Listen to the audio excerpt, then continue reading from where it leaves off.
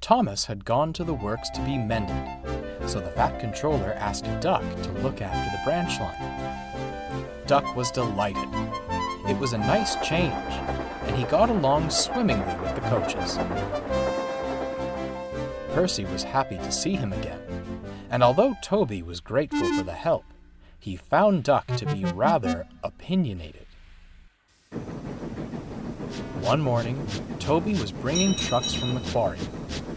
Bertie was approaching the road crossing, but to Toby's horror, he wasn't slowing down.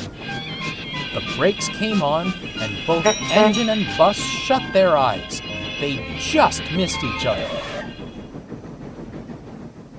When they met at the station, Bertie was most apologetic. "I'm sorry, Toby," he sighed. "I've got a new driver, you see. He seems to think I can beat you to the crossing." "That's all right," Toby smiled.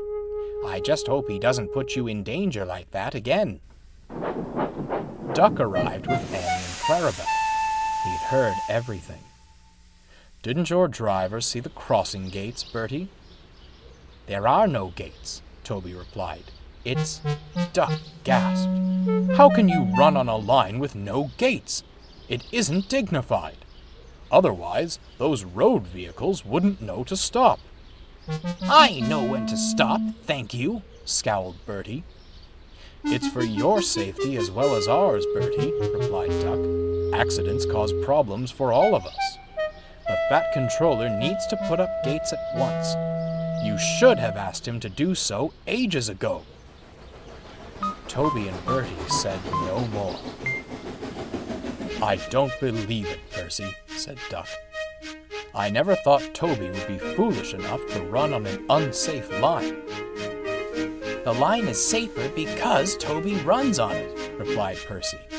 "His cow catchers and side plates work wonders. You needn't worry, Duck.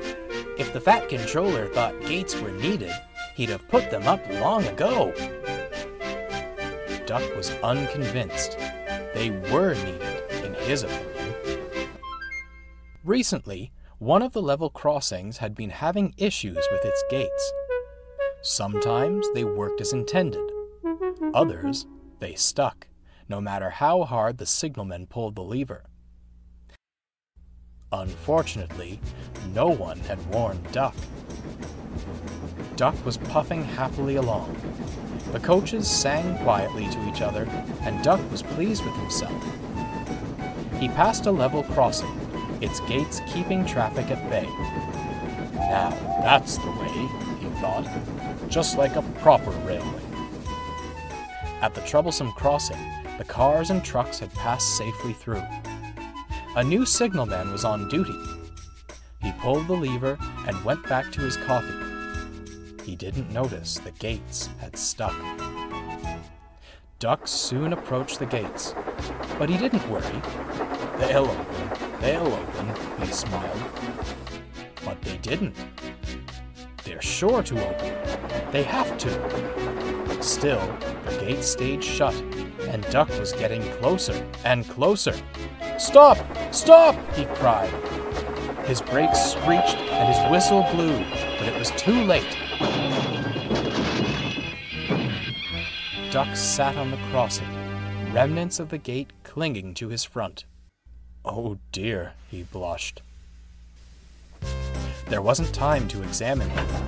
Percy had to pull him to the next station. When they arrived, Toby and Bertie were there. "Toby?" asked Bertie, innocently. "Who's that?"